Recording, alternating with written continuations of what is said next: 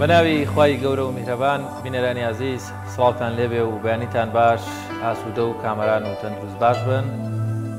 ئەم بەیانیش لە خزمەتانین لەگەڵ هاوکارم دانیار نورەدین بە هاوکاری هاوکارانم لە پەیامەوە کۆمەڵێک بڕگە و بابەتی جیاوازی پەیامی ڕۆژتان پێشکەش بکەین. دەستخۆش بەناوی خوای بەخشندە و میهرەبان سڵاوتان لێبێت بینەرانی عەزیز. هیوا دەخوازین کە تەندروستێکی باشتان هەبێت. ئەمڕۆ کۆمەڵێک زانیاری و کۆمەڵێک بابەتمان بۆ ئامادەکردوون دەخوازین کە سەرجەمیان جێگەی سوود و ڕەزامەندی ئێوەی عەزیز بێت. ئەزان لە تەورەکەی بەرنامەکەماندا باز لە جیاوازی نێوان خۆشەویستی ڕاستەقینە دەکەین لە نێوان ڤالانتاین دابزانین خۆشەویستی ڕاستەقینە ئایا پێوەستە تەنها بە ڕۆژێکەوە یاخود خۆشەویستی ڕاستەقینە لەکوێدا سەرچاوە دەگرێت و تا چەند گرنگە هەموو ڕۆژەکانی ژیانمان خۆشەویستی ببەخشینەوە بە دەوروبەرمان. تەورێکمان تەرخان کردووە بە و بابەتەوە تۆری دوین بەرنامەکەمان باز لە پرۆژەی باڵاپۆشکردنی خانمان دەکەین کە ڕۆژی ڕابردوو لە پارێزگای هەڵەبجە 1357 خانم بڕیاری باڵاپۆشیان ئەنجامدەوە لە نێوان کۆمەڵگای هەرێمی کوردستاندا کاردانەوەیەکی زۆری هەبوو. زانین ئەو کاردانەوانە چین و بزانین تا چەند گرنگە خانمان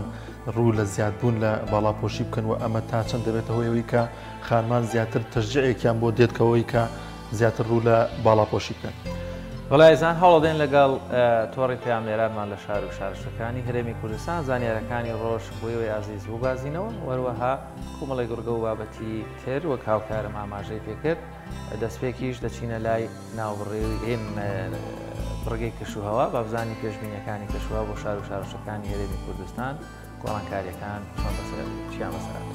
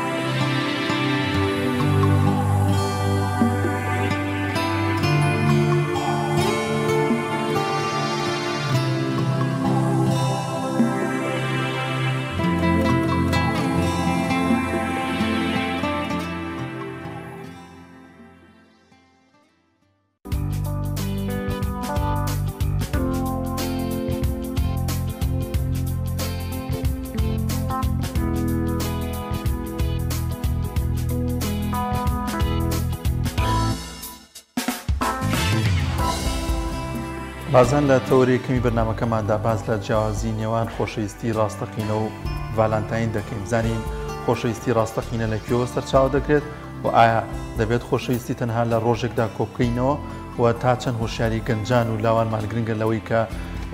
ئەم بابەتە لەوانەیە پەیوەندی بە کۆمەلگای ئەمەوە نەبێت پەیوەندی بە ڕۆژێکەوە نەبێت خۆشەویستی پێویستە کە لە هەموو ڕۆژەکاندا ببەخشێتەوە بە کەسانی بەرامبەرمان بۆ گفتوگۆی زیاتر لەم بارەوە میوانداری زۆر بەڕێز پرۆفیسۆر یادیدەر دکتۆر کامل شارباژێری مامۆستای زانکۆی سلێمانیمان کردووە کاک دکتۆر زۆر بەخێر زۆر بەخێر بێت کاک دکتۆر دەمەوێت لەوە دەست پێ بکەین ئایا خۆشەویستی ڕاستەقینە لەکوێوە سەرچاوە دەگرێت و ئایا پێویستە بە یەک ڕۆژەوە منای خوای جوانکاری جوانویست درود و سڵاو بە سەرجانی پاکی سەرداری مرۆڤاتی پێغەمبەری ئاخر زەمان صلی الله عليه وسلم دیارە خۆشەویستی لە ئەسڵ و بنەڕەتدا غەریزەیە کە خوای پەروەردگار لە ناخی ئینسانەکانە چاندوێتی واتە هەموو ئینسانێک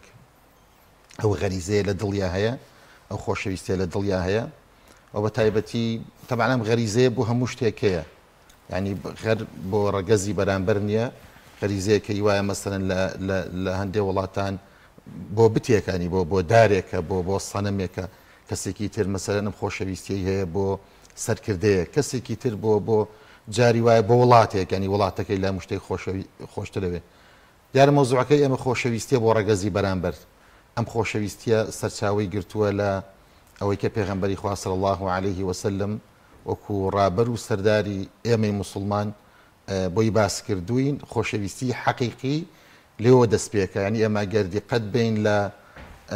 هەڵسوکەوتەکانی پێغەمبەری خوا لەگەڵ بەرامبەرەکانیە هەر لە سەردەمی مناڵیەوە خۆشەویستی هەبووە بۆ هەموو چین و توێژەکان و بە تایبەتی ئەو کەسانی کە پێویستیان بەو هەبووە زۆرێک لە تاقە و توانەکانی سەرف کردووە و خزمەتی خەڵک وەکو پێغەمبەری خوا صلی الله عليه وسلم خۆی فەرمێ باشترین کەس ئەو کەسەیە کە هاوکاری و نەفعی بۆ بەرامبەر هەیە لێرەوە تەبعاً ئینسانەکان کاتێک کە ئەم خۆشەویستیە دروست دەبێ بزانێت کە بەرامبەری باڵین بە ڕۆح لەگەڵیەتی بەدڵ لەگەڵیەتی پێغەمبەری خوا صلی الله عليه وسلم بە ڕۆح لەگەڵ ئینسانەکانی بەرامبەریا بووە بە ڕۆح لەگەڵ مرۆڤەکانە ژیاوە واتە ئەوەی کە پیادی کردووە تێگەیشتون لە ناخە هەڵەقوڵێ بۆیە کە ئێستاش لە سەرتاسەری جیهانە دینێک نییە بەقەدەر ئیسلام شوێن کەوتی هەبێ کە ئێستا نزیک بۆتەوە لە 2 ملیار شوێن کەوتووی ئەو ڕابەر و سەروەرەی ئێمە پێغەمبەری ئاخر زەمان ئەوەش هەر لە خۆشەویستەوە سەرەگرێت کە پێغەمبەری خوا خۆشەویستێکی حەقیقی هەبووە بۆ ئینسانەکانی بەرامبەر ئەگەر لێوە شوێ دەست پێ بکەین کە بینە ڕەگەزی بەرامبەر واتە ڕەگەزی پیاو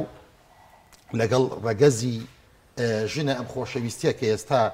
ئەوەی کە بازەکرێت ئەم دوو ڕەگەزەیە پێغەمبەری خوا صلی الله عليه وسلم بۆ ئەم دوو ڕەگەزەیە بۆ ئەم غەریزەیە خۆشەویستی بۆ تەبعاً هەموو کەسێک گوتمان ئەم غەریزەی خۆشەویستی هەیە بەڵام مهم ئەوەیە تەوزیفی ئەم غەریزەیە تەوزیفی ئەم حوبە ئەم خۆشەویستیە چۆن تەوزیفیەکەی بە سیستەم تەوزیفیەکەی بە فەوزا ئەیدەی بە فەوزا و بەدەم هەوا و ئارەزووەوە هەر جاری بەلایەکە بت بە تا ئەتخاتە چاڵێکە و خۆت نازانی با بڵێن لەکوێوە دەربێتەوە کاکتۆر پێم وا بێت سبەینێ دانیار چواردەیی دوو هەموو ساڵێک ڕۆژێک دیاری کراوە وەکو یادکردنەوە یەک ناویان ناوە ڤالانتاین یان ڕۆژی خۆشەویستی لەیتر لەم ڕۆژەیە بەداخەوە ینی کۆمەڵێک حاڵەت دەبینین لەگەڵ کۆمەلگای کوردی نایەتەوە یاخود ڕەنگە زیانیان زۆرتر بێت لە قازانجیان پرسیارەکە ئەمەیە ئایا هەڵەیە ڕۆژێک یادی خۆشەویستی بکرێتەوە یان ئێمە لە ڕۆژ یادی خۆشەویستیە هەڵەی زۆرەکەین ئێمە جاری وا بزانین ڤالانتاین خۆی چییە ڤالانتاین لە چیەوە هاتووە یعنی ئەم خەڵکی ئێمە جاری وای هەر خۆی نازانێت ڤالانتاین چییە یەکسەر خۆی خستۆتە ناو مۆزوعەکە و لە خۆ دیعای بۆکە بەڕێزان ڤالانتاین لە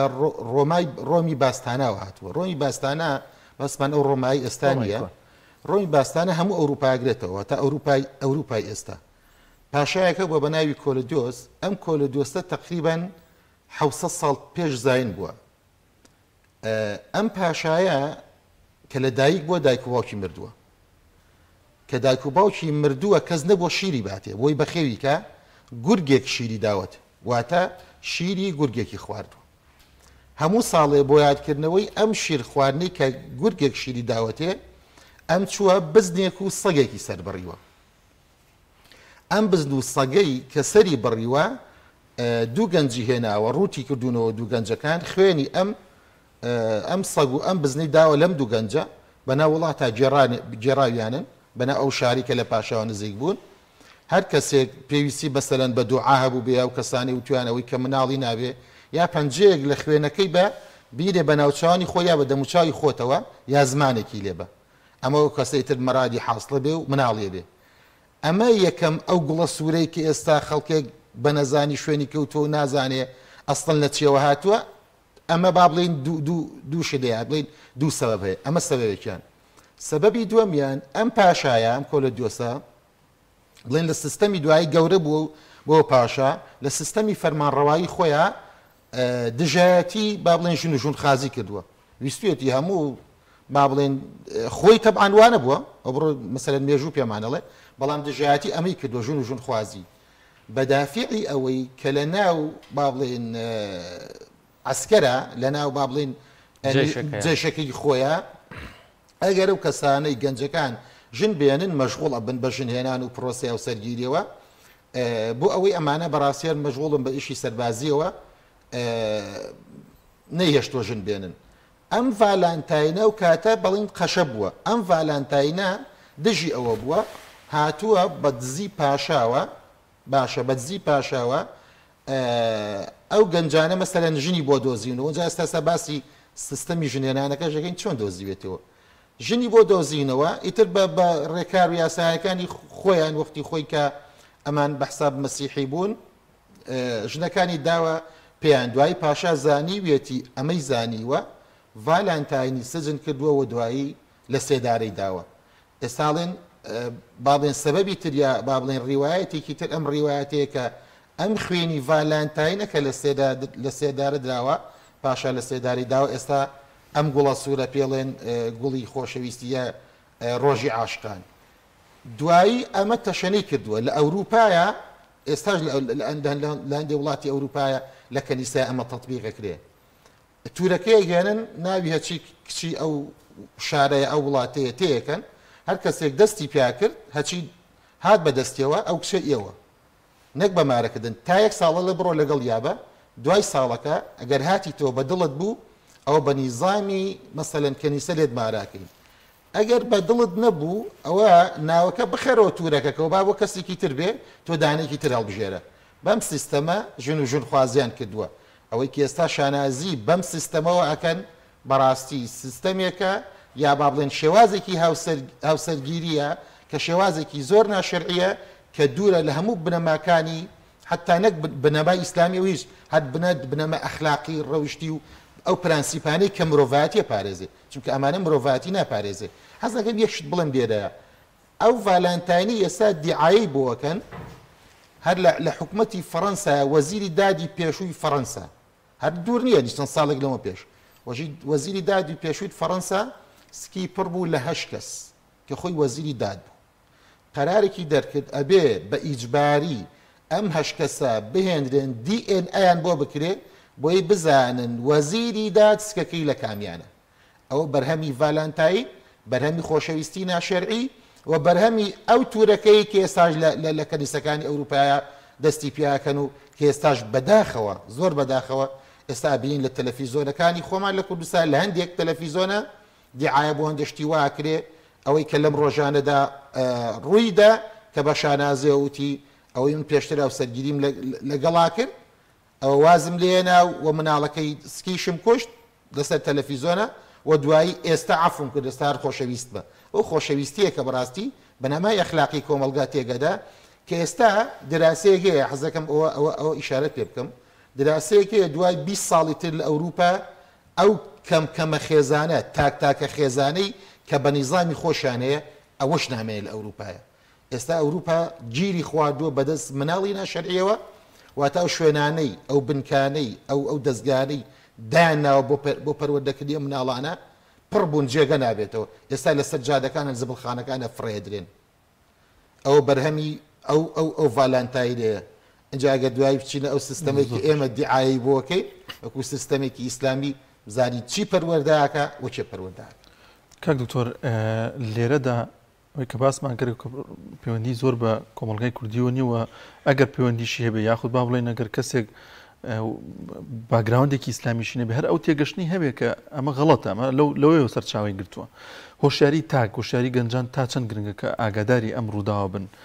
بۆ نمونە گەنجێک باین تا ئێوارە خەریکی موبایلەکەیتی هەر لە موبایلەکەەوە سێرچی بۆ کە ئەزانێت کە ئەم بابەتە لەکوێوە سەرچاوی گرتووە تا چەند گرنگە کە گەنجان هوشیار بن لەو بابەتی کە یاخود ئەو یادانی کە لە کۆمەڵگای کوردیدا دادەهێنرێن دێنە ناو کۆمەڵگای کوردی و ئاگاداریان بزانن لەکوێوە سەرچاوە دەگرن زۆر نیمە ئەمە تێبگەین وەکو کۆمەڵگای کوردی دیعاە واکەینەمە کۆمەلگایشی مسلمانین بەداتا پێمانەڵێن ئەڵێن لە سەدا 95.9 یعنی خەریکاچێەوە لە 96 مسلمانین و هەموو دینێک و هەموو ئاینێک ڕابەر و پێشەوا و منەزیرێکی خۆی هەیە ئێمە ڕابەری ئێمە پێغەمبەر صلی الله عليه وسلم پێغەمبەری خوا صلی الله عليه وسلم وەکوتم تەوزیفی ئەم بە غەریزەی بۆ ئێمە کردووە کە ئەفەرمێ النکاح سنەتی فمن رغب عن سنەتی فليس مني واتە هاوسەرگیری سنەت و ڕێبازی منە پێغەمبەری خوا خۆی هاوسەرگیری کردووە هەر کەسێک دژی ئەمە بێ ئەوە لە من نییە یا لە سنەتی من نییە یا لەسەر ڕێبازی من نییە هەچیەکیان بێ ئەمە ئەوەی لێ خوێندرێتەوە ئەگەر بەم شێوازە پرۆسی هاوسەرگیریت کرد وەکو پێغەمبەری خوا صلی الله عليه وسلم کردوێتی ئەوە لە کۆمەڵگەی مسلمانانی ئەوە تۆ وەکو پێغەمبەری خوا هەڵسکەوتەکەی ئەگەر وانەکەی پێغەمبەری خوا لە تۆ بەریە واتە پێغەمبەری خوا صلی الله عليه وسلم کە ئەفەرمێ النظر سهم من سهام إبليس واتە سیرکردنی ڕوانینێکی ناشەرعی تیرێکە لە تیرە ژەهراویەکانی شەیتان چونکە پێغەمبەری خوا صلی الله عليه وسلم جوان تێگەیشتووە نظرة فسلام فسلام فكلام فموعد فلقاء واتە ئەو کەسەی کە یەکسەر پەنا بخوا تووشی کارێکی ناشەرعیە بێ خۆ یەکسەر توش نابێ لە نێزەیەکەوە توشە بێ وەیە پێغەمبەری خوا صلی الله عليه وسلم ئەوێ ئەم کۆمەڵگەیە و کۆمەڵگەیەکی پاک بێ و کۆمەڵگەیەکی داوێن پاک بێ ئەخلاق پاک بێ و لەسەر ڕەوشتی پاک پەروەردە بێ بۆیە نەزەری حرام کردووە چونکە کارە ناشەرعیە کە لە نەزەرێکەوە دروزە بێ چونکە تۆ تا نەزەرێک نەکەی تا سەیری ئافرەتێکی نامەحرەم نەکەی لەکوێ سەلامی لێکەی ئەسڵەن تۆ سەیرت نەکردووە نایناسی کە تا سەلامی لێ نەکەی قسەی لەگەڵ ناکەی لە قسەوە مەوعیدێک دروزە بێ ئەجا لیقایەک دروزە بێ ئەجا پەنا بەخوا چتە پرۆسەی ناشەرعیەوە بۆیە پێغەمبەری خوا صلی الله عليه وسلم کۆمەڵێ ڕێکاری شەرعی و هەم یاسایی چونکە ئێمە ئەگەر ڕێکاری یاسایی هەبێ ئەبێ ئەوی ڕێکارانە یاسایی و شەرعی بن هەر شتێک نایە با بڵێن ناشەرعی بوو نایاساییە چونکە هیچ دەقێکی شەرعی پێچەوانەی یاساکی تەندروست نییە یاسا تەندروستەکان ئەخلاقیاتی کۆمەڵگە ئەپارێزن ئەخلاقیاتی کۆمەڵگە ئەپارێزن بۆی حتا لە پرۆسی هاوسەرگیریە پێغەمبەری خوا صلی الله عليه وسلم کە فەرمێ ئەگەر هاوسەرگیریتان کرد ئێوە لەوە چێ لەبەر دووسێشت هاوسەرگیری بکەن یا لەبەر مەسەلەن ماڵیەتی یا لەبەر جوانیەتی یا لەبەر نەسەبیەتی یا لەبەر دینیەتی پێغەمبەری خوا صلی الله عليه وسلم فەرمێ دینەکە هەڵبژێرن چونکە ئەزانێت دینەکەت کە هەڵبژار ئەمانەشی تویاکەوە بێتەوە ئەمانە هەموو لە دینەکەکەوە بێتەوە چونکە ئەخلاقیات و بڵێن پەروەردەی تەندروستی پێغەمبەری خوا صلی الله عليه وسلم ئەمانەی هەرتیاوە تۆ سەیری پێغەمبەری خواکە صلی الله عليه وسلم هەڵسوکەوتی لەگەڵ خێزانەکانیە ئەمانە پرەنسیپن بۆ ئێمە بێ شوێنکەوتوی ئەمانە بین خۆشەویستی پێغەمبەری خوا صلی الله عليه وسلم بۆ خێزانەکانی دوای 10 ساڵ پێغەمبەری خوا صلی الله عليه وسلم کە لە مەدینە دەریان کرد و گەڕایەوە بۆ مەککە لە مەککە دەریان کرد چوو بۆ مەدینە دوای گەڕایەوە بۆ مەککە دوای 10 ساڵ یەکێک لە دەرگایدا وتی ئەو لە دەرگادانە ئەمە ڕەفیقێکی خەدیجەیە وتی چۆن توای 10 ساڵ تۆ ئەم دەرگادانت لەبیر ماوە وتی ئەوە هالەی ڕەفیقی خەدیجەیە چونکە خەدیجەش بەو شێوازە لە دەرگایەدا ئەمە خۆشەویستیە کەسێک کە بۆ هاوسەرەکەی خۆی هەیبێ بەڵام ئەو خۆشەویستیانەی لەسەر بنەمایەکی ناشەرعی کە ئێستا ئێمە لە زانکۆین ئەزانین چی ئەگوزارێ ینی شتیوە ئەگوزارێت لە زانکۆ و لە ناوەندەکانی خوێندنە بەڕاستی من جورئەت ناکەم لێرە باسەکەم بیا بڵێم ئێرە شوێنێکی پیرۆزەجی ئەوە نییە لەم خۆشەویستیە ناشەرعیانەوە بەڕاستی ئەو هاوسەرگیریانە دروست ئەبێ کە ئێستا ڕێژەی تەلاق لە کوردستانە لە هەندێک شارە زۆرترە لە ڕێژەی هاوسەرگیری. ئەی ئەگەر بگەڕێنەوە بۆ بارگراوندی با بڵێن باو باپیرانی ئێمە چەند ساڵێک بگەڕێنەوە بۆ دواوە، یعنی ئەگەر یەکێک لەگەڵ خێزانیە عاجز بوو بێ نەک تەلاق، خێرا عشیرەت کۆ بوونەوە ئێتەڕەف یەردوو لە ئەچون کێشەکان هەلە کرد، چۆن فڵان کەس چۆتەوە بۆ ماڵی باوکی، ئەمە بۆ ئەیانوت بۆ ئێمە جوان نییە لەسەرمانەکەوێت، بەس تەنها تۆرانێک لەسەریانەکەوێت. ئێستا سێ جار تەلاق ئەدرێ، سێ جار مارە ئەکرێتەوە وازی لێ هێندرێ، جاری وە لەسەر هەندێشتی زۆر ناشرینیش لەوە چێ لەگەڵ ڕێزمە ئەو خەڵکانە ڕاناسڵەکەن کە ئەمە بۆ ئەم پرۆسەی وای لێ هات، بۆ ئەم هاوسەرگیریە وای لێ هات. داهاتووی ئەم وڵاتانە بەرەو کوێ؟ بۆ نمونە کاکە ئێمە لە کوردستانە بەڕاستی دەستمان لەوە چێ لە هەندێک شت شۆری بێ، بەڵام دەست لە ئەخلاقیاتی ئەم میلەتە ناشۆرین و قبوڵی ناکەین کەسێک بەڕاستی ئەخلاقیاتی ئەم میلەتە بشەوێنێ. کەواتە کاک دکتۆر ینی ماڵەوە نەبێ هەڕەشە لێ بکەن باز لەوە بکەین لەسەر مۆزوعی ڤالانتاین ئەوە مێژوەیەک هەیەش قەشەیەک بابری مەنگریمان لە قۆناغەکەی خۆیان ڕەنگەی شێکی باشکرد شۆڕشێکی کردوێ، بەڵام پرۆسەی و دواتر زەواجەکان سەقەتن و نەتیجەیان خراپێ مشکلەمان نییە. زۆر جاو پرسیارێکی ئێمە بۆچی دژایەتیەکەین دەکاتێکا شتەکە هەر خۆی بنەماکەی ئەمە جارێکە بۆنەیەکی ئێمە نییە، بۆنەیەکی جیهانی نییە، بۆنەیەکی سروشتی و ژینگە پارێزی نییە تا بڵی قەیناکایە ئەمە ژۆک و مسلمان بەشێکین لەم ژینگی و بە لەم سروشتە، ینی دەرئەنجامەکانیش وەکو باست کرد ئەو هەموو فەزاحەتەیەکەی بینی لە کۆمەلگایە. پرسیارە جەوهریەکە ئەمەیە بۆ چی لە پشتەوە یان پاڵنەرەکان چین کەوا کۆمەلگای کوردی ئەیانەوێ بەم ئاراسە جوانە مێشکمان مەژوڵکەن بە ڕۆژی ڤالانتاین و نازان و خۆشەویستی و گوڵی سوور و ڕۆژی چی و چی و دیمەنی سەیرسێر لە تەلەڤیزیۆنەکان وەک ئاماژەت پێکردیانی بەداخەوە جاران ئەگەر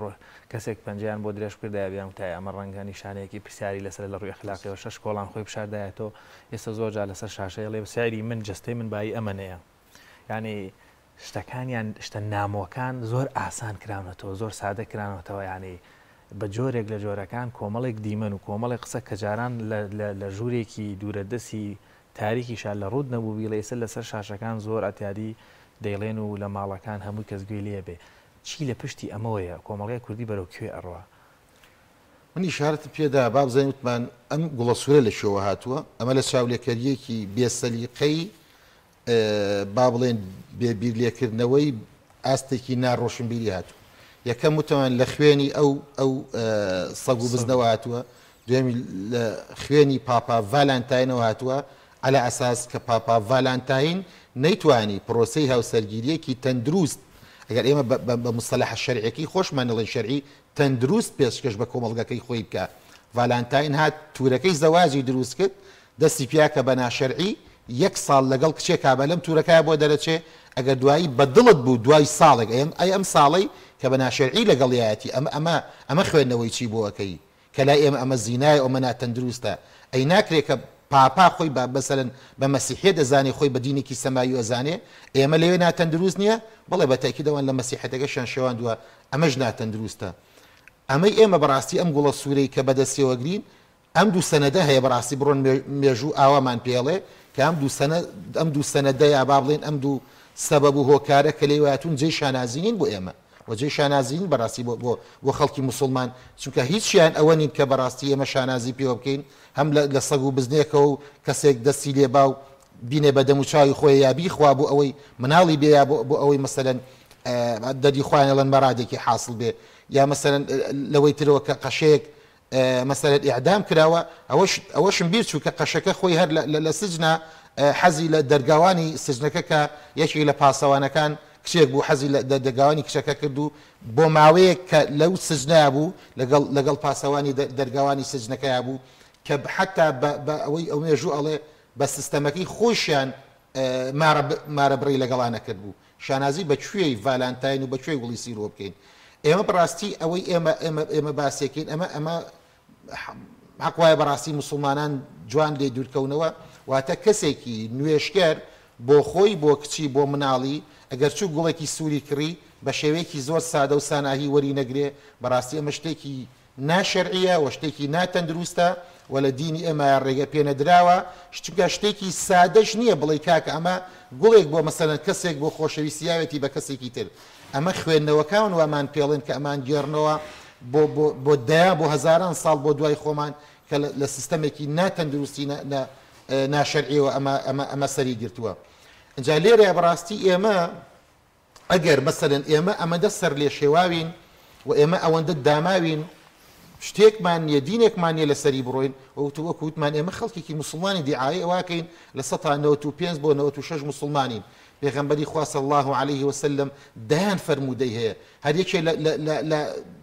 حەجی ماڵ ئاواییە یەکەم وەسێتی کە پێویستە بەڕاستی ڕێکخراوەکانی ژنان بەمانشێتێک بە قطعێکی گەورە لەسەر ڕێکخراوەکانیان بینوسن کە بەداخەوە دژایەتێکن کە پێغەمبەری خوا صلی الله عليه وسلم فەرمووی ئیستەوصەو بالنساء خەیرا ئاگاتان لێ بێ ئامان لەگەڵ ژنانە لەگەڵ ئافرەتانە بە باشی هەڵسوکەوت بکەن کەمە ئەمە پەیامی طبعا لە تەمەنیە دایان پەیامی وای هەیە بەڵام لە نزیکی کۆتایی تەمەنیشە ئەم پەیامەی هەبوو بۆ کۆمەڵگای بەشەریەت کە پێویستە بەشەریەت بەڕاستی شانازی پێوە بکە بەڵام بەداخەوە ئێستا ئەبینی لە وڵاتی خۆمانە کۆمەڵی فەریکە ڕۆشنبیرم لە ئەمبانیا دوای نوێژیبانی شتێکم خوێندەوە کە نووسرا بوو ئەگەر حکومەتی کوردی فریان نەکەوێ قوتابیەکانی بەننا و قوتابیەکانی سەید و فڵان و فیسار وڵاتمان لێ ئەشێوێنن مەگەر فریادڕەسێکی وەک سیسی بێ ڕزگارمانکە ئەوەی کە پێی ئەڵێن مەسەلەن کەسی ڕۆشنبیر و ئەیەنە سەر شاشەکان و قسەی پێەکەن و لە فەلسفەی ئیسلامیە قساکە و کە دژایەتی ئەم فەلسفە ئیسلامی پێکەن ئەم پەیامانە بۆ ئێمە بڵاوەکاتەوە بەڵام جێی خۆشبەختیە دوێنێ لە هەڵەبجە پەیامێکی تریاندا کاکە ئێمە وەکو خەڵکی مسلمان وەکو کوردستان ئەمە پەیامی ئێمەیە لە یەک ڕۆژە لە ئاهەنگێکی تاجی زێڕینە خۆتان بینیوتان و ڕپۆرتاژتان لەسەر کردووە 1350 کەس حیجابی دروستی خۆی لەبەر کرد یا بڵێن جلی دروستی خۆی لەبەر کرد کە ئەزانێ ئەم جلە شەرەف و کەرامەت و ئەخلاق و هەموو بنەماخێزانیەکان ئەپارێزێ سبێنێ لە دایکی لە باوکی لە نەوەکانی ڕناکە و لەگەڵ ئەمانە ئەوێ ژیان بەسەربەرێ و ئەم خێزانە بەیەک و ئەمێنەوە دڵخۆش و ئاسوودا بن چونکە خێزان ئەگەر کاتە بێ خێزان هەر بۆ نیە بەڕاستی تۆ ڕبتێکی ئەوە لەگەڵ علاقەیە کە دەیە لەگەڵ دایک و باوکتە لەبەروی ئەوان توان هێناوەتە دنیا نا هەر لاەنە ڕۆحیەکە وەکو علەمانی علم النفس دەڵێن حتا ئەوانەی کە مسلمانیش نیشارەت بەمەوەکەن لاەنە ڕۆحیەکەی تۆ یعنی فیترەتەکەی ئینسان کە خوا دروستی کردووە لە ناو خێزانێکە ڕۆحی ئاسووداکە بۆ یە کەسێک کە ئەچێ بۆ ئەوروپا خۆ هەر لە خێزانی بەڕۆح دوور نەکەوتۆتەوە بەڵام بەجەستە دوورکەوتۆتەوە و زۆریش لە سەروەت و سامان و داهاتا لەوە چێ بەقەدەر چەند کەسانی کۆکو ئێری هەبێ بەڵام دائیمەن دوای 20 ساڵ نامورتاحە چونکە لە خانەوادەکەی دوورکەوتۆتەوە چونکە ئاسوودەی حەقیقی لە ناو خانەوادەیەکی پەروەردەی تەندروستی ئیسلامیە پەروەردابێ کە حساب بۆ باوک و بۆ دایک و بۆ برا گەورە و کە بە دایکی ئەڵێ دایە حاجی کە باوکی ئەڵێ باوە حاجی بەڵام ئەوەی بەو سیستەمە پەروەردە نەکرێن لە دوای تەمەنی 18 ساڵیەوە بە باوکیڵە تۆ پیر بووی هەستەکەم تێکەڵی یەکەی و ئەزانم بەڕاستی تۆ قسەکانت بە کەڵکی ئەم سەردەمە نایە ئێستا سەردەمێکی ترە و ڕۆشنبیریە بەڵام خەڵکێک لە پەروەردەکەی ئێمە یاواناڵێ ئەڵێ قسەکانی باوکم سەنەدن مانشێتێکن ئێمە لەسەر ئەم مانشێتانە کۆمەڵەشتی تر بنیادنی زۆر باشە زۆر سپاس بۆ بەڕێز دکتۆر کامیل شەرباژێری مامۆستای زانکۆ سپاس بۆم دەرفەتە بە ئێمە بەخشید زۆر سپاس وەڵێ بینەرانی عەزیز دەچین لای ناوڕێک و دەگەڕێنەوە وڵات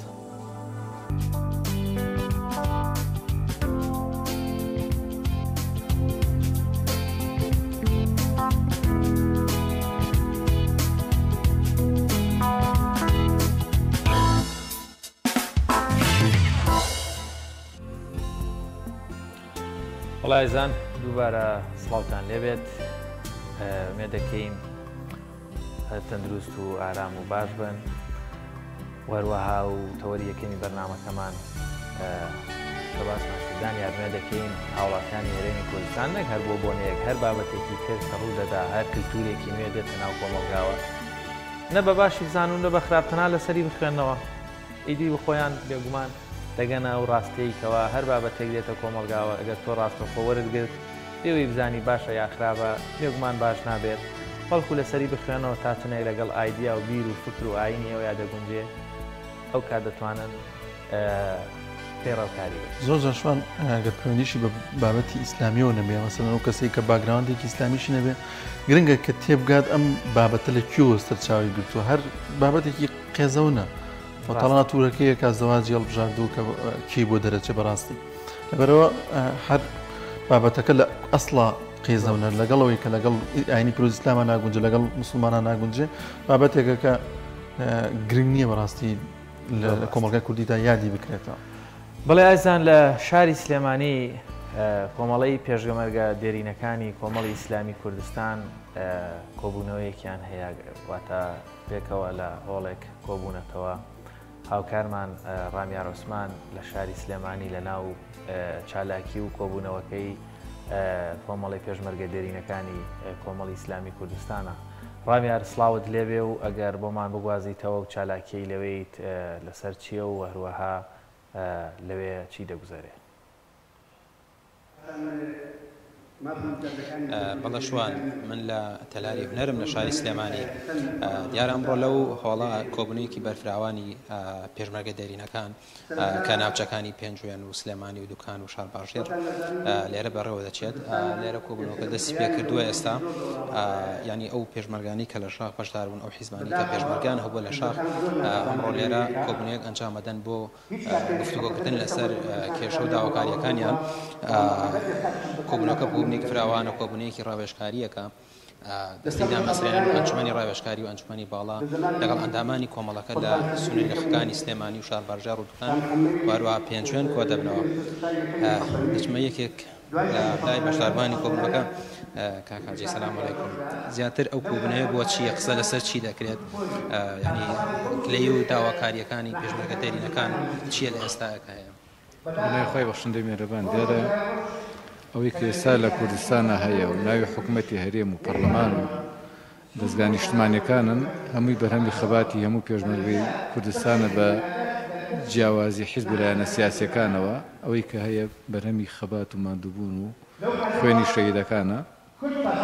دەبوو پێشمەرگە دێرینەکان باشتر لە ژیان و گوزەرانیان گرنگی پێ بدرایە بەڵام بەداخەوە ئەو گرنگی کە دەوڵەتان هەیەە بۆ خەبات گێڕە مێژینەکانیان لە هەرێمی کوردستانە ئەو گرنگیە نییە ئەم کۆبوونەوانە بۆ ئەوەیە کە لایەک بەلای ژیان و گوزەرانی پێشمەرگا بکرێتەوە دیارە پرۆژە یاساییان گەڵاڵە کردو بۆی کە لە پەرلەمانی کوردستانە دەنگی لەسەر بدرێت کە هاوڕێک لە پێشمەرگە دێرینەکان بترێتەوە و ئەو نەهامەتی کە زۆربەی زۆری پێشمەرگە دێرینەکانی تایە کە زۆر جارێت پێشمەرگەی دێرینەیە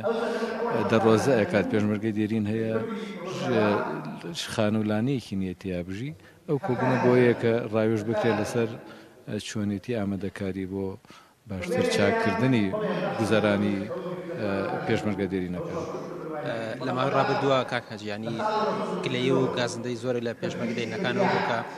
ئەوان خەباتێکی زۆریان کردووە لە شاخ بەڵام حکومەت وەکو پێویست ئاوڕی لە ژیانە نەداوە چینێکی فەرامۆشکراون چەندین کردبوونەوە خەپشاندانیش کرا بەڵام گویان لە داواکاریەکان نەگیراوە ئەم کۆبوونەیە چی چارەسەرەکاتیان؟ ئەم کۆبوونەیە حتمما بۆ چارەسەری ئەو گرفتانەیە کە دەبێت پێشمەرگە دێرینەکان بەپێی خەباتیان بە شێوەیەکی شایستە ئاوڕیان لێ بگرێتەوە و گرنگی بە خەبات و بەرخودان و ماندووبوونیان بکرێت بەڵام بەداخەوە لەبەرەوەی کە زۆر جارێ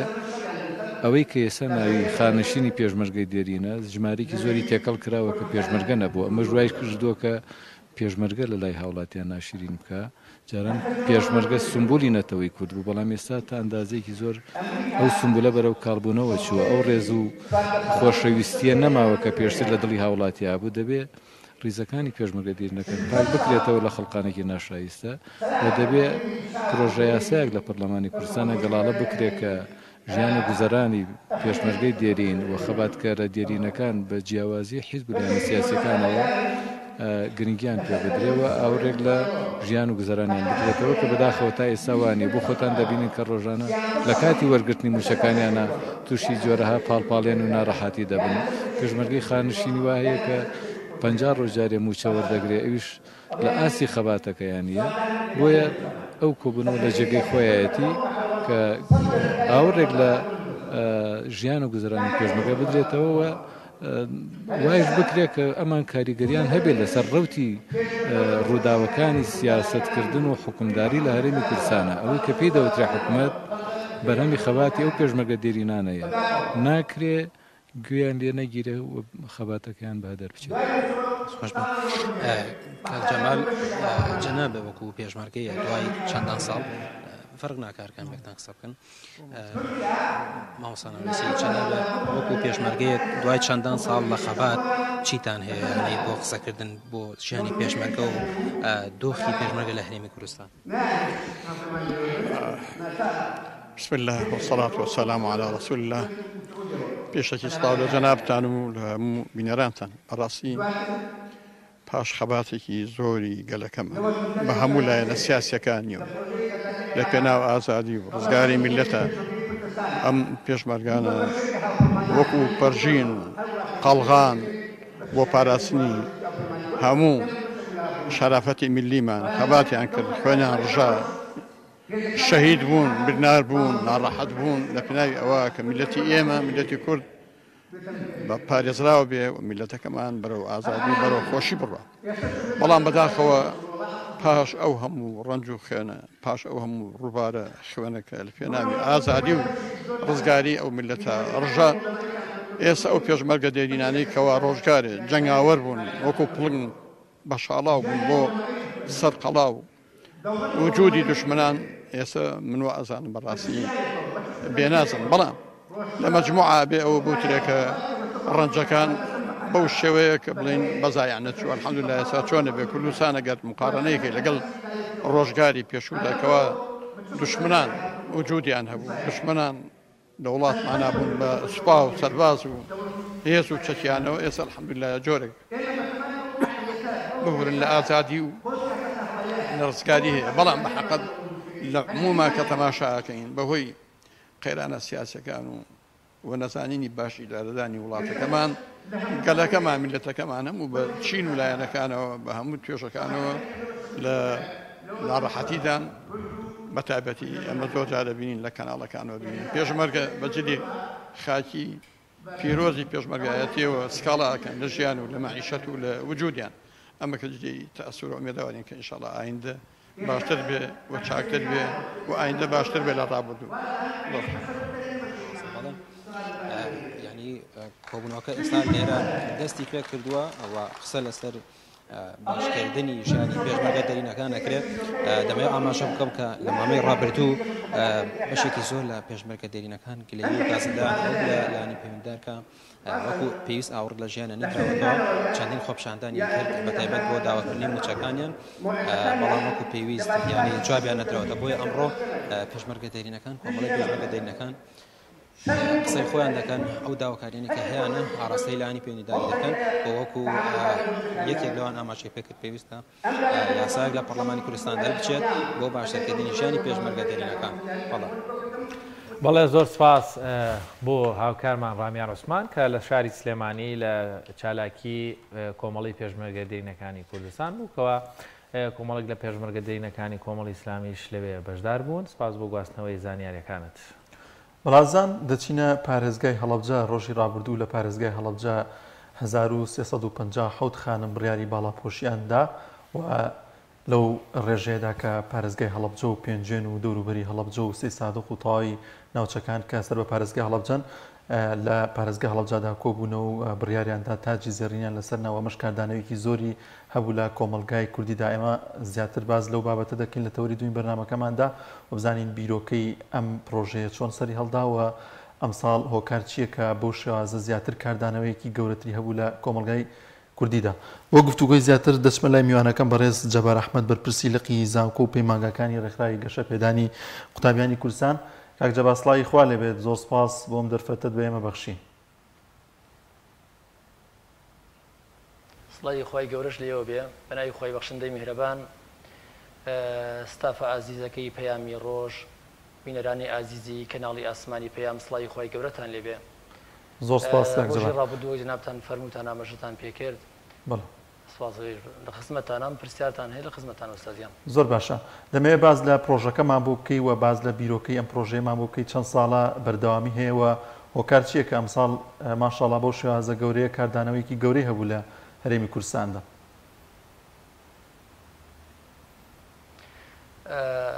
پرۆژەی تاجی زێڕین کە ئێستا بۆتە پرۆژەیەک پێشتر هەر فستیڤالێک هەبوو وەک فستیڤاڵی تاجی زێڕین ناوەبرا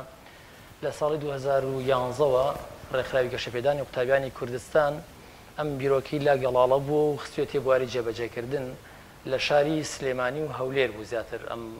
فستیڤاڵە لەو کاتەوە دەستی پێ کرد ئەم ساڵ گەشتە حوتەمین ساڵی فستیڤاڵەکە ئەلبەتە لە 1-2 ساڵ چەند ساڵ لەو بینایە بۆ هۆی قەیرانی داراییەوە ڕاگیرا چکە بەڕاستی کولفەیەکی پێویستە ئەم کولفەیش ئێمە وەکو ڕێکخراو چکە سەرچاوێکی داهاتی سابتمان نییە ئەبێ هەموو هەر لە ڕێی خێرخوازەوە بکرێ نەمانتوانی بە شێوەیەک بەردەوام هەموو ساڵێک ئەم پرۆژەیە جێبەجێ بکەین بەڵام سوپاس بۆ خوا ساڵ دوای ساڵ پرۆژەکە گەورەترە بێ لە خولی تازەی سکرتارێت و کارگەڕانی سکرتارێتە کە ڕێیانوا بوو ئەم پرۆژەیە لە مۆلاوای لێبێت هەر ساڵێک لە یەکێک لە شارەکانی کوردستان ئەنجام درێت ساڵی پار لە هەولێر بوو ئەم ساڵیش بڕێرەندا لە پارێزگای هەڵەبجە بکری و ئێمەش بۆ خۆپەڕی خۆشحاڵیەوە پێمان خۆش بوو ئەڵبەتە چوونە ژێرباری ئەم ئەرکە جوانە زۆر باشە مامۆستا جەبار چەند بە شێوازێکی گشتی ئەم بەشداربووانە ئەو خاتونانی کە بڕیاری باڵاپۆشیان داوە سنووری دانیشتنیان واتە لە شارەکانی ترەوە مادام پرۆژەکە هەر ساڵی لە شارێکەکرێ بە شێوازێکی گشتی خانمانی کوردستان تێدا بەشدار دەبن بڕیاری باڵاپۆشی دەدەن یاخود لە سنووری جوگرافیایی ئەو شار و ئیداریاتی ئەوێ با بڵێن خانمانێکەوە بڕیاری باڵاپۆشی دەدەن لەو چالاکیانیان بەشدار دەبن ئەلبەتە ئەم ساڵ بڕادرا کە لە پارێزگای هەڵەبجە بێت تەنها سنووری پارێزگا نەبوو لە قەبە ڕێزەکانی جگەل لە لەقی هەورامان و ناو شاری هەڵەبجە بڵین ئەوەی کە لە سنووری دەرەوەی پارێزگای هەڵەبجە بوو شارە زوور و سەی سادق و پێنجوێنیش بە خۆشحاڵیەوە پیان خۆش و بەشدار بن ئەم ساڵ لەم فستیڤاڵەیە بۆیە بڕیارماندا شمولی ئەو منتیقانیش بکات بەڵام سلێمانی و هەولێر و ئەوانە ساڵانی تری شاڵا هەر ساڵێک بە پێی بەرنامە لە یەکی لەو شارانەی تر ئەکرێت جاتر هۆکارەکەی ئەوەی کە نایکەین سەرتاسەری بێ و هەموو خەڵکی کوردستان شمولی بکە بەشێکی زەحمەت و ناڕەحەتی گواستنەوەی ئەو کەسانەی کە بەشدارن لە شوێنە دوورەکانەوە بێنە ئێرە بگەڕێنەوە یا خولێرە بچنە هەولێرەوە بگەڕێنەوە بە ساڵێکی تر و 2 ساڵی تر بەشێکیشی ڕێگا و یعنی زەحمەتە جێگەبوونەوەی ئەمە تەنها لە سنووری هەڵەبجە و دەوروبەرایەتی ئەو ڕێژە زۆرە ناو نووسیان کردەوە بەشدار بوون خۆ ئەگەر سەرتاسەری کوردستان بێ لەوانەیە ڕێژێکی زۆر گەورە بێ زەحمەت بێ بۆمان بۆیە بڕێرماندا هەر ساڵێک لە یەکێ لە شارەکانی کوردستان بکرێت بە پشتیوانی خۆی گەورە ساڵێکی تری شەڵە لە شاری دووهەکە کرێت زۆر باشە مامۆستا جەبار شێوازی بانگێشتکردنی ئەو خانمانە بە چه شێوازێک بۆ چۆن ئەو خانمانەتان کۆ کردوونەتەوە کە بەشدار بن لەو پرۆژەیەدا ئێمە لە یەک بوو یا دوو یەک بوو دقیق بیرم نایە لە کەناڵی سپێدەوە لێەوە ئیعلانمان کرد بۆی کە پرۆژەیەکیمان هەیە بەناوی پرۆژەی تاجی زێڕین ئەلبەتە با پرۆژە و فستیڤاڵەکە یەک ڕوونکردنەوەی بەسیط دەم لەسەری فستیڤاڵەکە بۆ خۆی ئەمە بوو کە دوێنێ کردبانی ئەمە بەڵام پرۆژەکە گشتگیرترە تا حدێ تەواوی لەقەکانی گەشەپێدان لە سەرتاسەری کوردستان پێی هەڵاسن لە سیمینار لە دیبیت هەروەها لە بابەت بڵاوکردنەوە لەسەر باڵاپۆشی لە ڕێزلێنان کۆمەڵێ ڤیدیۆ لەو فترەیە بڵاوکراونەتەوە لەسەر باڵاپۆشی هەر بۆ نمونە لە درێژەی ئیشەکانی ئەم تاجی زێڕینەیە ئێمە تەواوی ئەم منداڵانەی کە بەشدار بوون لە ئەم پرۆژەیە یەک بە یەکیان لە سیمینارێک و 2 سیمینارە بەشداریان کردووە لەسەر باسی باڵاپۆشی و حکومە شەرعیەکانی و گرنگی باڵاپۆشی بۆ ئافرەتان دواتر ئەم پرۆژەیە ئەمە گشتگیرە بۆ هەموو لەقەکان بەڵام فستیڤاڵەکە کراوەتەوە لە یەک لەقا لە یەکێک لە شارەکانی کوردستان هەر ساڵێک زۆر باشە بە شێوەیەکی گشتی هەماهەنگی ڕێکخراوەکانی قوتابیان و خوێندکاری ئیسلامی یاخود بانگراوند ئیسلامی لە کوردستان هەماهەنگیتان چۆنە هاوکاری لە نێوان ئەو پرۆژانەی کەوا بابەتی پرۆژەی باڵاپۆشی بوون یاخود ڕێنمایی و وەرگرتنی سوود و لە مامۆستایان لە یاخود لە پرۆژەکان لە بیرۆکەکان بە شێوازێکی گشتی بۆ گەیاندنی پەیامێکی جوان بۆ خانمان و تاوەکو با بڵین ئەو بۆچوونیان بۆ دروست بێ کە ببنە باڵاپۆش. البته یک پرسیارەکەی پێشووی جناب دوازم بە تەواوەتی نەگەشتمە ئەنجام جواب نەدایەوە. شێوازی ئاگادارکردنەوەکانی ئێمە لە سپێدا ئەعلانمان کرد البته لەگە ئەکاونت و پەیجەکانی خۆمان دیسان تەنانەت ئێمە نووسرامان نووسی بۆ جگە لە ڕێکخراوەکانی خۆمان ڕێکخراوەکانی دەرەوەی خۆشمان با بڵێن چەند ڕێکخراوی تر لە ناو هەڵەبجە بە تایبەتی نووسرامان بۆ کردن بۆەوەی کە ئێمە خۆشحاڵە بینەگەر ئەندامان و لایەنگران و کادرانتان بتوان بەشدار بن لە فستیڤاڵەیە چکە ئەمە فستیڤاڵێکە خزمەتە بە هەمووان ئێمە خۆمان تەنها بە خاوەنی نازانین بۆ هەماهەنگەکەیش هەر لێرەوە ئەڕۆ بەناو هەماهەنگەکە ئێمە پێمان خۆش بوو ناڵم داوامان لێکردن لەو ڕێکخراوە بەڕێزانە کە پێمان خۆشە جەنابیشتان شان بەشانی ئێمە بەشدار بن لەو پرۆژە جوانەیە. زۆر باشە مامۆستا لەم پرۆژەیەدا تەمەنی ئەو خانمانە دیاریکرا بوو کە دەبێت لە بۆ چەند بەشدار بن لەم پرۆژەیەدا؟ بەڵێ بە حکومی ئەوەی کە چەند ساڵێک کەم ساڵە لە هەڵەبجەیە بکرێت یەک ڕوونکردنەوە بدەم پەیامەکە لەوە چێ بە جۆرە لە جۆرەکان بە تەواوەتی نەگەیشت بێتە خەڵکی ئازیز ئەم بڕیارە کە ئەدرێت خەڵکانی وا تێگەیشتون تەنها ئەو خوشکانە ئەگرێتەوە ئەو خانمانە ئەگرێتەوە پێشتر بۆن باڵاپۆش نەبوون ئێستا باڵاپۆشیان کردووە ئەوانە زمنی ئەمە هەن ئەوانە لە زمنی ئەم پرۆژەیە هەن ئەم فستیڤاڵەیە بەڵام ئەو ئافرەتە بەڕێزانی ئەو خانوە بەڕێزانی کە تەمەنیان نەگاتە 13 ساڵ و کەیتر بە پێشەرە ئەبێ باڵاپۆشی بکەن لێوە شمولی ئەکەن تەمەنەکەمان دیاری کردبوو لە تەمەنی 13 ساڵ بۆ 20 ساڵمان دیاری کردبوو بۆ ئەوانەی کە بە باڵاپۆشی هێناوێنە هەر خوشکێک خانمێکی بەڕێزی تر لە هەر تەمەنێکی ترا ببوایە و پێشتر باڵاپۆش نەبوو بێ ئێستا باڵاپۆشی کردبێ ئەوەش هەر دەرگامان واڵا بووە بۆیان. زۆر باشە کاک جەبار دەمەوێت بزانم هۆکار چییە کە ئەم ساڵ لە پارێزگای هەڵەبجە ئەو کاردانەوە گەورەی هەبوو بڕاوکە هەر لەگەڵ ڕاستەوخۆڕۆشتنی پرۆژەکە و لە پیشاندانی لە تیڤی لە سوۆسیال میدیا تاوەکو ئێستا ژەر کاردانەوەی هەیە لە سوۆسیال میدیا و تەواوی مسلمانان پۆستی ئەم بابەتە دەکەن بۆچی ئەم ساڵ بەو شێوازە جیاواز بووە ئاوا کاردانەوەی هەبوو لە هەرێمی کوردستاندا؟ ئەلبەتە لە سەروی هەموو شتێکەوە فەزلی خوای گەورەیە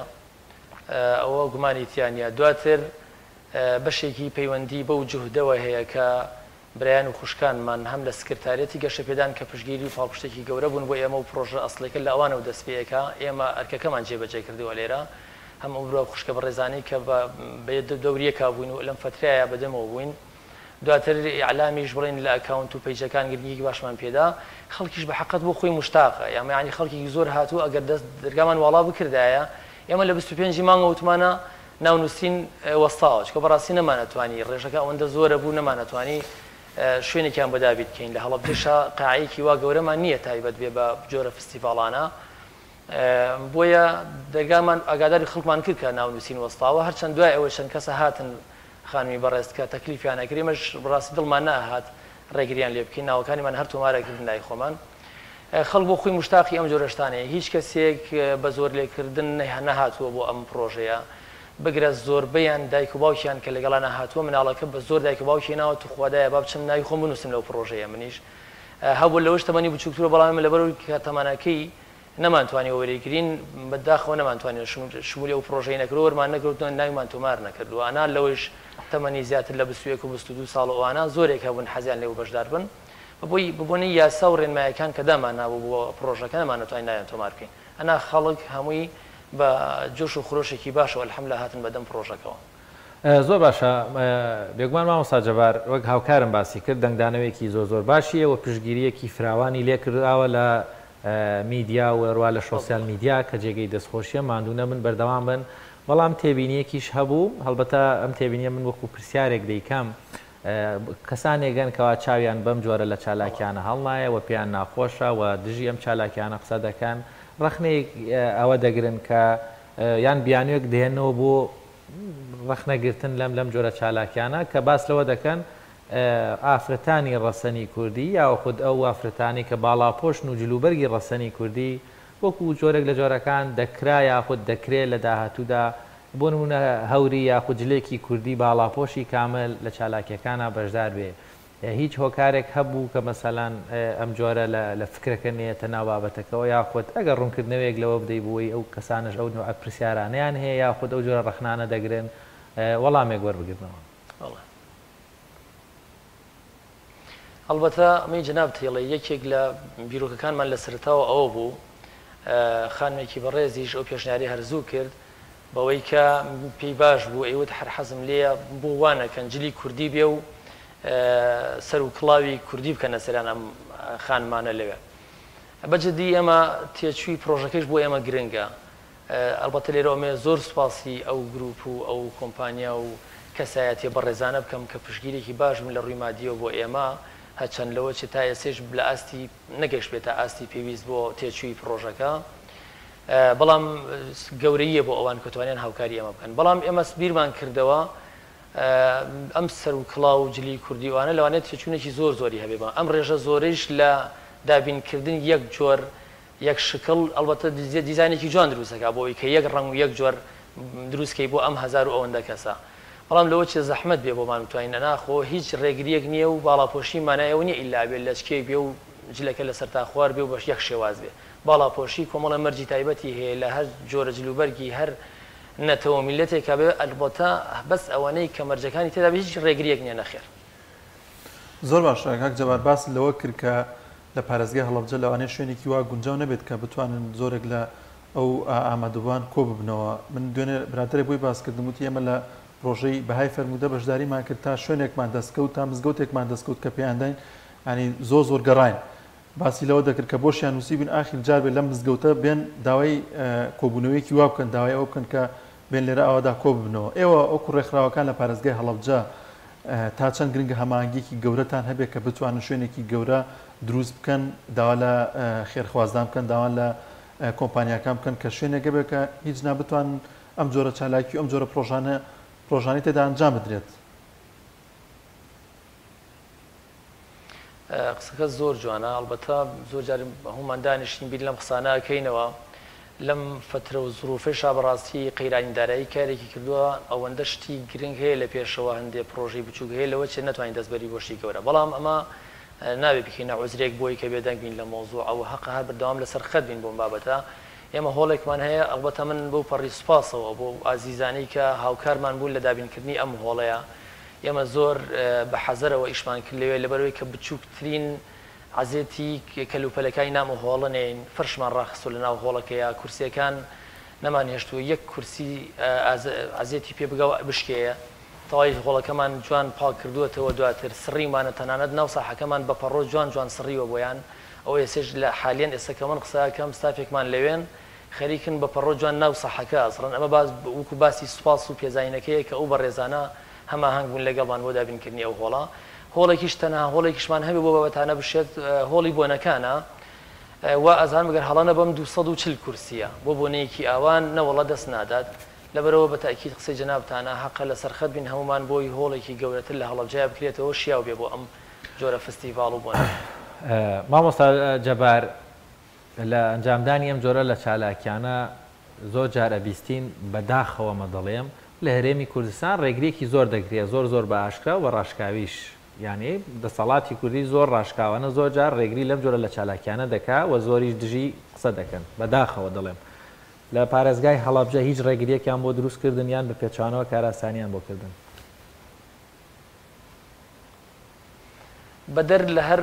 مووقیفێکی تر لە پێشترا هەبووە با ئینسان بە ئینسافەوە قسە بکە من ئەمەیە لەکوێ ئینسان کەسی شتێکی باشی کرد حەقی بڵێ دەستی خۆش بێ لەکوێش خراپی کرد حەقی ئینسان ڕەخنەی لێ بگرێ بۆ ئەم بابەتە لەگەڵ ئەوەی کە بەڕاستی ئەوانش بە پرسیارەتیان لە ئەستۆیە بابەتی مۆزۆی کۆرۆنا بۆ خۆی هەربووتە بیانوێک تا حدێ تا ئێسش هەرماوەتەوە جێگاکەیش ڕاستەوێ شوێنی ئەوە نییە ئێمە بچین فستیڤاڵێکی وای تیاکەین بەڵام لە بەر دوێجێیی هەنامان بردەبەر ئەو لایەنە ئازیزانە کە هاوکارمان بوون ئەوانش بە حەقەت عزری خۆیانیان هەبوو بۆی کە بیشان وتیان ناتوانین بتاندەینێ لەوانەیە عزری خۆیان هەبوو بێ من بە ئەو لایەنە بڵێم ئێستا لەم کاتەیە مادەم هاوکار و هەماهەنگمان بوون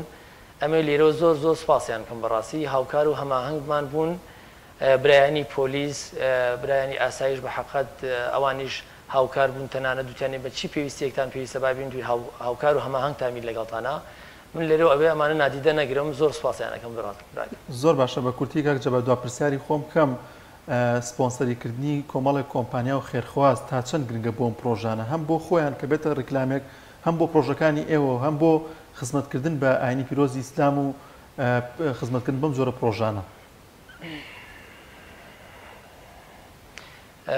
ئەلبەتە بڕبڕی پشتی ئیشەکانمان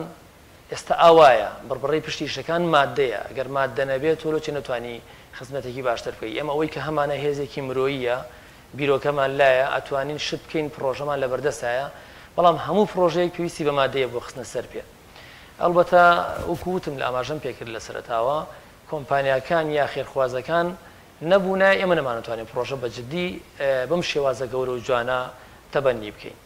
ئەوان بۆیە لێرەوە جارێکتر داوا لە خێرخوازە ئازیزەکانەکەم لە کۆمپانیا بەڕێزەکانەکەم کە هەمیشە هەر ئەوان بوون دەستگیرۆی ئەم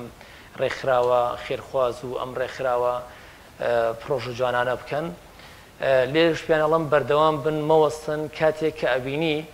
ئەو ئەنجامە جوانەی هەیە ئیمجا ئەو کاتە دەروونت ئاسوودەیە بۆەوەی کە سوپاس بخوا منیش بەشدار بووم ئەگەر چی بڕێکی کەمیش بۆ بێ بەشدار بووم لەو پرۆژە جوانەیە بۆ قیامەتی ئینسان ئەمێنێتەوە بۆ دنیایشی دڵنیا بن بەرەکەتێکە بۆ ئیش و کارەکانە زۆر سپاس بۆ بەڕێز مامۆستا جەبار ئەحمەد بەرپرسی لقی زانکۆ و پەیمانگەکانی ڕێکخراوی گەشەپێدانی قوتابیانی کوردستان سپاس کە ئەم دەرفەتت بێمە بەخشی بڵێ ئەیزان فیچەرێکمانەیە دانیا پێما بێ هەر بۆ خۆتان ئامادەتان کردووە ئەوە شۆفێرێکە زمونێکی چ ساڵی هەیەوی سەرپێچێکی نەکردەوە بزانین ئەو شۆفێرە چی بۆ دانیار باسەکە ئێمەش لێرەوە گیرێ بکەین.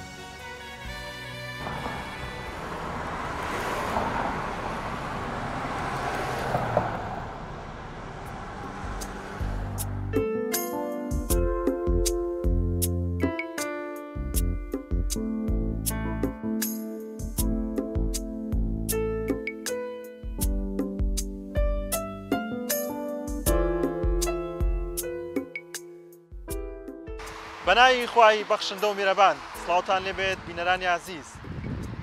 زۆرێک لە شۆفێرەکان کە بە شەقامەکاندا تێپەڕ بوون بۆ تەنها جارێکیش بوو بێت زۆرینەیان لەلایەن پۆلیسی هاتوچۆوە سزا دراون بە ڕێگەی جیاواز بەڵام کەسانێکگەن کە زۆر دەگمەنن کە زۆرێک لە وێزگەکانی ژیانیان تەمەنێکی زۆریان بەڕێ کردو بەڵام تا ئێستا هیچ سزایەکی هاتوچۆیان بۆ نهاتۆتەوە. ئەمڕۆ لەم بەرنامەیەماندا لەم تەورەیەماندا پیاوێکی بە تەمەن کە تەمەنی 76 ساڵەوە نزیکەی 40 ساڵ شۆفێرە لە پارێزگای سلێمانی بەڵام تا ئێستا لەلایەن بەڕێوەبەرایەتی هاتوچۆی پارێزگای سلێمانیەوە هیچ سزایەکی تۆمار نەکراوە. لەم فیچەرەدا بینەر مابن بۆی کە ئاگاداری وێزگەکانی ژیانی ئەم پیاوە بین و بزانین هۆکارەکەی چییە کە تا ئێستا هیچ سزایەکی هاتوچۆ نەدراوە.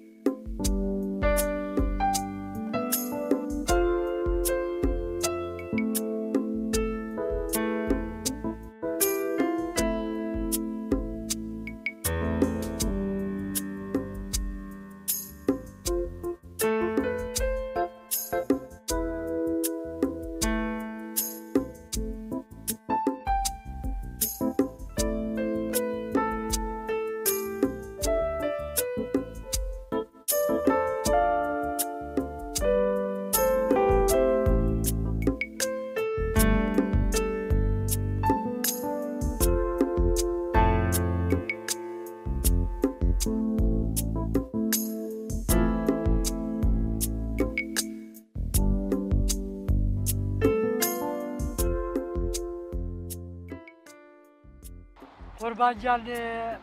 حمرشي محمد محمود مواليد 1944 تقريبا 76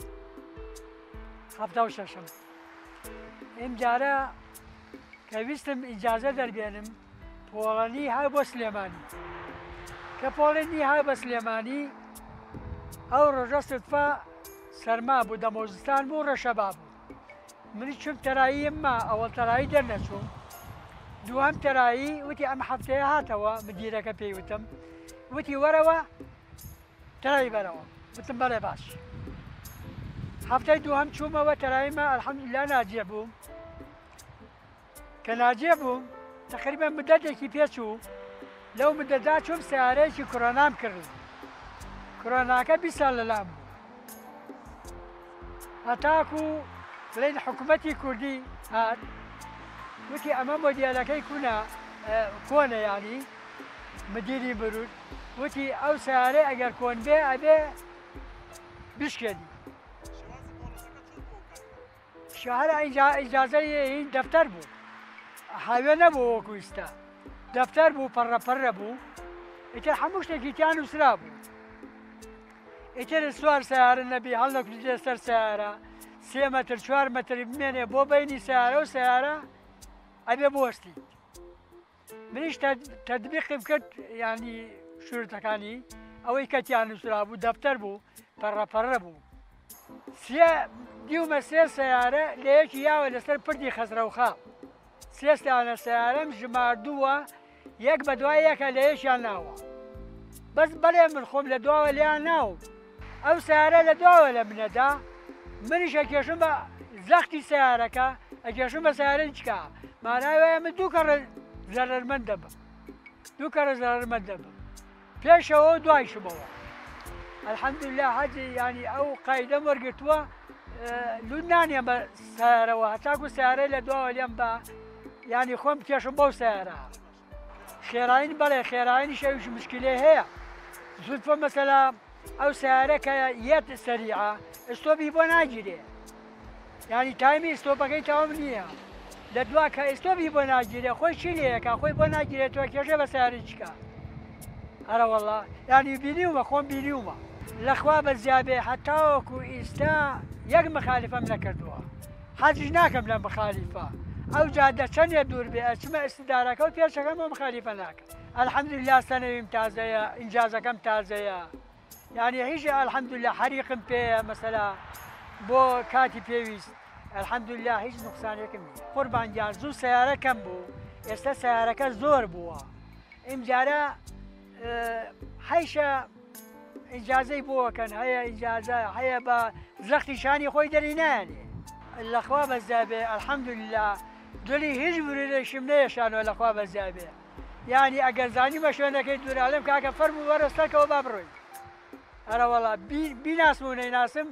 ئەوە هینی منە هەرە وەڵا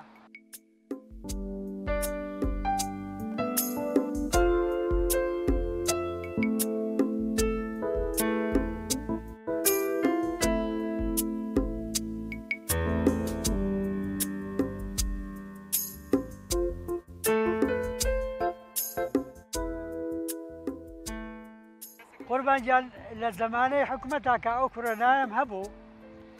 گرتمان بە سەورە جەنازەیەکیان چوون بۆ ماسکەر شووادا هەیە لە ڕێگای تانجەرۆ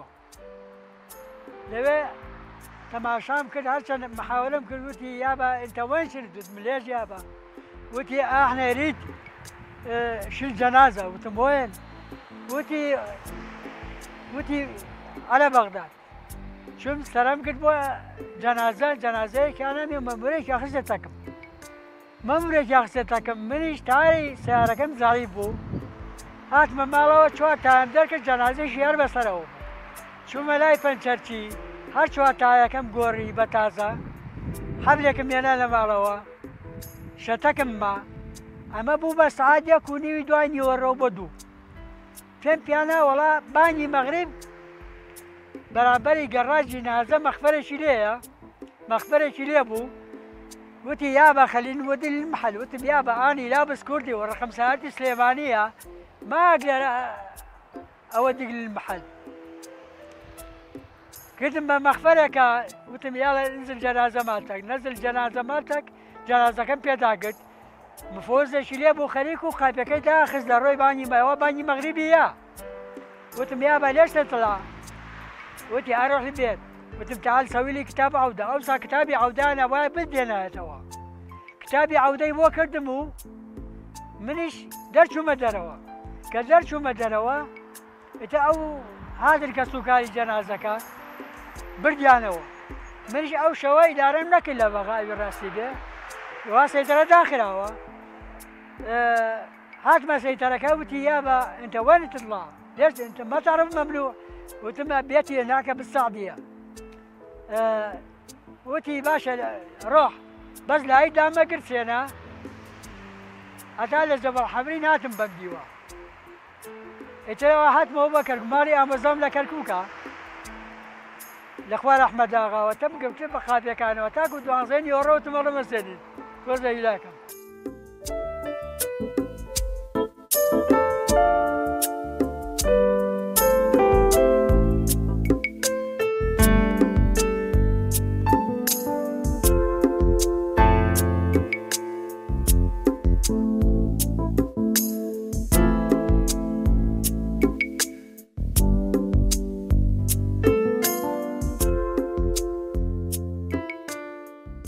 قربان سبيرم فيه حريقم فيه الحمد لله اشتي كاملين فيه والاخوة بزابي حموش تقم فيه اتواني يسم موائن جازم فيه تايا مثلا تاي بيبر ركموا هسه حاليا موجودة امجا تاخمي فنشرين فيه بلد وشي رودايو هاتوشو بوم لسيطرة لبكراجو نفرم فيه بوا باران بوا شايت اشارتي سور حالي كدو قلوبكا دو مدير دو هيني شوتا وستا مرور وستاون لدواء وكابراك موظفية أما فارق اللي بقوما لدواء اللي أنا بقلايت ودعاميان كتبه بارشة بارشة والله ترى هاد مو بقراج بغداد شاكب كده لا والله هادو مرور ركش وستابو إشارة يشتروا والله يقول من داوم أويا شوفيران قد فلنا كان السياسة يكم ساعة فلي كرت توشي هلابي امجا سوار سيارة نبي بيني سيارة وبيني سيارة خوت 2 متر تا 3 متر بده اوي لدوا وسريع لدا خوش ده بساريش كا لدو لا وزر ركيت بيش ودوا وزر ركيت يعني دائما بيني سيارة وسيارة 3 متر 4 متر بده باشتر يعني ومخالفة ايش نكي لجادا مخالفة ايش دورة شينية مخالفة كي انسان يحراز به إنسان يحراز به هم بو خوشي ناخوشا سارة توشي به دعمك ليه إنواع ليه خورة لجادا دستشي بسكانة ويا دستشي موبايلك ويا إنه تمنع جويه أوش تجي زور غلطة يعني جوانية براسي جوانية والله قربان جان كمن إجازة كان فيها سخن بخوم نكذا يراسي به صحيح كبولاي بشتي على وكونكوا لوي دائما حمود تقريبا 2 ساعات 3 ساعات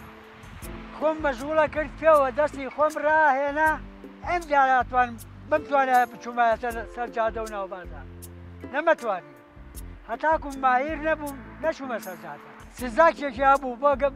يعني سزاك شابو بقي جابو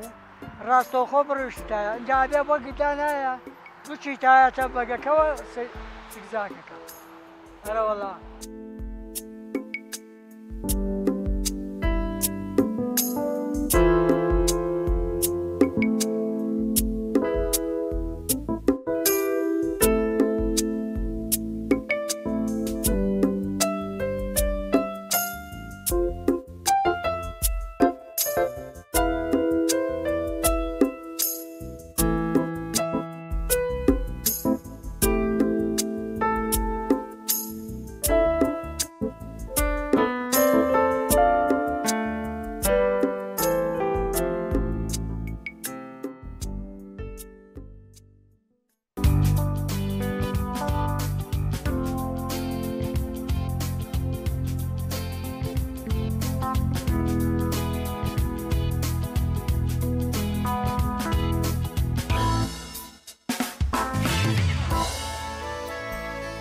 بەڵازان فیچەرێکی دیکەمانەیە کە پێشانگایەکی کاری دەستی کراوەتەوە پێکەوە بینەری ئەو فیچەرە دەبێت. بەدەست و پەنجەکانیان شەونخۆنی زۆریان کردووە تا ئەم بەرهەمانیان دروست کردووە و لەم پێشنگایەدا نەمایشیان کردووە. گروپی خەیاڵی خانمان بۆ کاری دەستی و بەهرەی خانمان ئەم پێشنگایان لە شاری سلێمانی کردوتەوە کە یەکەمین پرۆژەی خێرخوازیە بۆ هاوکاریکردنی کەسانی خاوەن پێداویستی تایبەت. ئێمە وەکو گروپی خەیاڵی خانمان ئەمڕۆ هەستین بەم کردنەوەی ئەم پێشانگایە بۆ خاوەن پێداویستی تایبەت. کارەکەمان ئەمڕۆ پرۆژەکەمان پرۆژەیەکی خێرخوازیە، حەزمان کرد هەر یەکەمان لە لای خۆیەوانێ بە فرۆشتنی پارچەیەکی بچووکیش بێ لە کارەکانمان هاوکاری خاوەن پێداویستی تایبەت بکەین. کارەکانمان بەگشتی جیاوازن، هەر خانمە و بە بەهرەیەکی تایە و بەو بەهرەیە بەشداری کردووە. منی ژۆکو خۆم ئیشەکانم ئیشی چنینی گوڵ و بووکەڵەیە بەوە بەشداریم کردووە. من وەکو گۆنا دیزاینز بەشدار بووم. ئەکسسواراتەکانم زیاتر من بۆکو ئەکسسوارات بەشدار بووم، تیا قەزوان و مرواری بەکارەهێنم. بۆم پێشانگای نزیکی 3 ڕۆژم ویستا کوشتەکانم حەزر کەم چکە مادێکی زۆرمان بەکارهێنا لە ئیشەکانە و دیزاینی زۆرم کردووە، چونکە پێشانگاکەمان بۆ مای 3 ڕۆژ بەرداوامە بێت. ئەو داهاتی لە فرۆشتنی ئەکسسواراتەکانەوە دەستمانەکە هەر کەس لەلایەن خۆیەوە. سەمنەکو گۆنا دیزاینز لە کۆکراوەی هەر 3 ڕۆژەکە لە 15 لە فرۆشتنی ئەکسسواراتەکانمان دابینمان کردو بۆ بەشی خاوەن پێداویستەکان. بە تایبەت زەڕورن ئەوان لەبەرەوەی ئەوان خاوەن پێداویستی تایبەتن کارێکی وەکو خۆیان نییە بتوانن وەکو هەموو کەسێکی ئاسایی ئیشێ بکەن لە دەرەوە، هەنێکیان هەرچەنە کەسی بەتوانیان تیا. ئێمە کە ئینە دەرەوە ئیشەکەین وەکو گەنجێک ئیشەکەین هەوڵمان ناوە هەنێک لە لایەنێکی بچووکی داهاتەکەمان بتوانین بیبەخشین بەوان. لە 15 داهاتی ئەم پێشنگایە بۆ کەسانی خاوەن پێداویستی تایبەتە، چونکە ئەوان لەم دۆخەدا بار و گوزەرانیان هێندە سەختە کە دوور نییە زۆربەی خانەوادەکانیان لێک جیا ببنەوە. ئەم خانمانی بەشداریان لە پێشنگاکەدا کردووە داوا دەکەن کەسایەتی و سەرمایەدارەکان دەستگیرۆی کەسانی خاوەن پێداویستی تایبەت بکەن و وەکو حکومەت دەستبەرداریان نەبن، ئەوەی ئەوانیش لە دەستیان هاتووە کردویانە تا لە پێشنگایەدا داهاتەکەی بدرێت بە کەسانی خاوەن پێداویستی تایبەت. ئێمە وەکو گروپی خاڵی خانمان هەستان بە پێشکەشکردنیە بیرۆکەیە و کردنەوەی ئەم پێشانگایە زیاتر مەبەستەکەمان بۆ ئەوەی کە هیچ نەبێ بە بەشێکی کەمیش بێ هاوکاری خاوەن پێداویستی تایبەت بکەین لەم بارودۆخە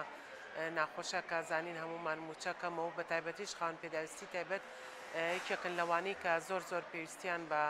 هاوکاری هەیە. لەبەر ئەوە ئێمە هەستین بەکردنەوەی ئەم پێشانگایە کە لە 15 داهاتەکەی بۆ خاوەن پێداویستی تایبەتە بێ، ئیشەڵا فرۆشێکی باشمانە بێ بۆی بتوانین کە هاوکاریەکی باشیان بکەین.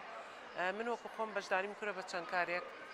سنووقی بۆراق دروست دەکەمەوە و لەگەڵ ئیشی ڕێزن، ئیشی شوشە و ئەکسسوارات. پێشتریش لە شاری سلێمانی چەندان پرۆژەی دیکەی هاوشەوی ئەم پرۆژە خێرخوازیە کراوەتەوە، بەڵام دۆخی دارایی کەسانی خاوەن پێداویستی تایبەت هێندە سەختە کە بەردەوام پێویستیان بە هاوکاری بەردەوام هەیە تا بتوانن بژین. پێشتریش لە کاتی پێداچوونەوە بە بڕیاری ڕێژەی کەمەندامی موچەی نزیکەی 20,000 خاوەن پێداویستی تایبەت بڕدرا. لە ئێستادا گوزەرانیان تەنها لەسەر هاوکاری خێرخوازان بەڕێوە دەچێت. ڕامیار عوسمان، تایبەت بە بەرنامەی پەیامی ڕۆژ، سلێمانی.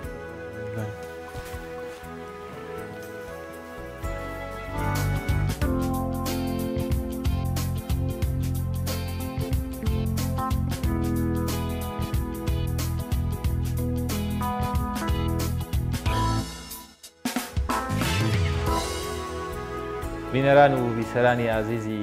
پەیام، بەم شێوەیە لەگەڵ هاوکارم دانیار بە هاوکاری هاوکارانم لە پەیامەوە ڕگە و بابەتەکانی ئەمڕۆی پەیامی ڕۆژ بە کۆتا گەشت. ئەمە دەکەین جێگەی سوود و ڕەزامەندی ئێوەی ئازیز بوو بێت وە سپاس بۆی تا ئێستاکە بینەرمان بوون. بەخواتان سپێرین. خواتان